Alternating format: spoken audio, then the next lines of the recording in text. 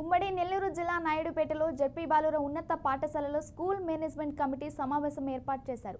సమావేశంలో 14 మండలాల ప్రధాన ఉపాధ్యాయులు, మండల విద్యాశాఖ అధికారి మణిరత్నం పాల్గొన్నారు.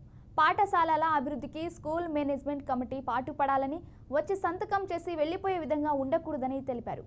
పాఠశాలలోని అన్ని స్కూళ్లలో మేనేజ్మెంట్ కమిటీ పాల్గొనాలని తెలియజేశారు.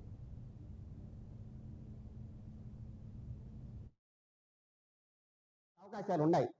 మరి అదేవిధంగానే ఒక స్కూల్లో అమ్మాయిలు గర్ల్స్ హాస్టల్ అది, అక్కడ వేడి నీళ్ళు లేదు, హాట్ వాటర్ లేదు, చాలా ఇబ్బంది పడుతూ ఉన్నారని చెప్పి ఆ ప్రిన్సిపాల్ చాలా వరకు పోరాడినారు.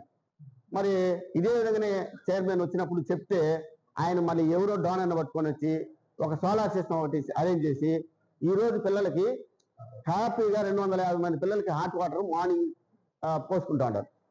అంటే మన గవర్నమెంట్ మన వల్ల చేయలేని పనులు, మన వల్ల కాని పనులు కూడా వాళ్ళు చేసేదానికి అవకాశం ఉన్నాయి. మరి ఇట్లాంటి అవకాశాన్ని మనం వాళ్ళ దగ్గర నుంచి మన రిసోర్స్ తీసుకోవాలి.